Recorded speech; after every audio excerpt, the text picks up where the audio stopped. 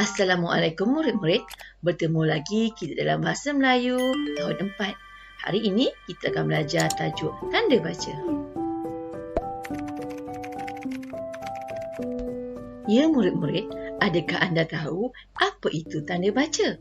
Tanda baca digunakan untuk menentukan keberkesanan penyampaian mesej bertulis. Terdapat pelbagai tanda baca dan juga kegunaan. Baiklah, tanda baca yang pertama ialah huruf besar. Cikgu pasti semua murid biasa menggunakan huruf besar dalam penulisan. Ya, huruf besar digunakan bagi huruf pertama di pangkat ayat dan juga untuk kata nama khas. Bagaimana ya? Contoh, Abang Fauzi belajar di Universiti Utara Malaysia. Kalau kita lihat, permulaan ayat A huruf besar, kata nama Fauzi huruf besar, Universiti Utara Malaysia pangkalnya huruf besar.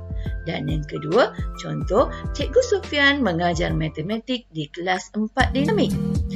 Untuk huruf besarnya, Cikgu Sufian, matematik dan juga kelas 4 dinamik. Seterusnya, tanda baca yang kedua ialah tanda nokta. Bila kita guna tanda nokta? Ya, tanda nokta digunakan pada akhir ayat dan akhir kata singkatan.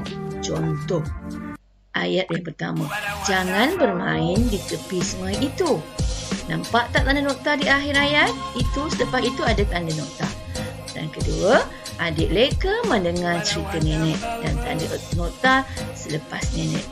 Untuk kata singkatan seperti Y yang berhormat jadi YB, doktor jadi DR dan sebagainya. Baiklah, seterusnya tanda koma. Di mana nak guna tanda koma? Ya, tanda koma digunakan untuk memindahkan unsur dalam ayat dan perkataan yang sama jenis. Contohnya, Sakinah, Nani dan Rawi berkawan sejak kecil. Nampak tak terlihat selepas Sakinah ada tanda koma menunjukkan persamaan rakan. Yang kedua, ibu membeli sayur, tanda koma, ikan dan sotong di pasar. Nampak tak tanda koma selepas sayur, iaitu membeli benda yang sama di pasar. Seterusnya ialah tanda tanya. Bila nak guna? Iaitu kita guna pada akhir ayat tanya. Kita dah belajar sebenarnya ini ayat tanya. Jadi kita lihat contoh. Bilakah dia sampai? Kita lihat ada tanda tanya pada akhir ayat. Boleh tak kita letak tanda nokta? Tidak perlu. Apabila ada tanda tanya, tidak perlu diletakkan tanda nokta. Contoh yang kedua, berapakah harga buku ini? Ada tanda tanya.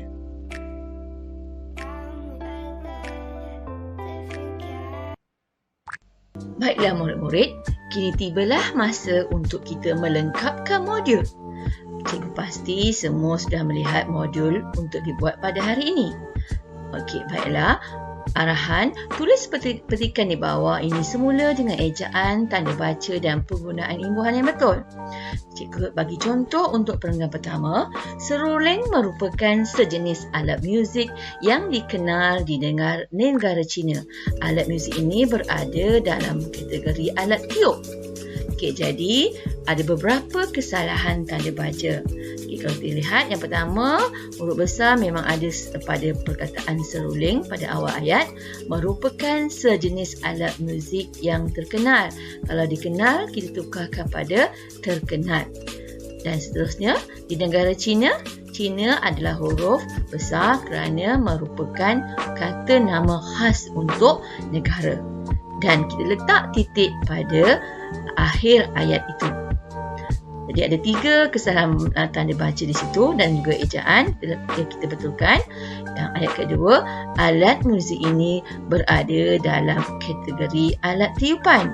Jadi di sini ada ejaan yang salah sepertinya alat tiup ditukarkan jadi tiupan, dan juga mesti diletakkan tanda noktah pada akhir ayat. Jadi cikgu nak murid yang seterusnya menyiapkan untuk perenggan kedua dan ketiga. Letakkan ejaan dan juga tanda baca yang betul. Selamat belajar dan selamat menyiapkan modul.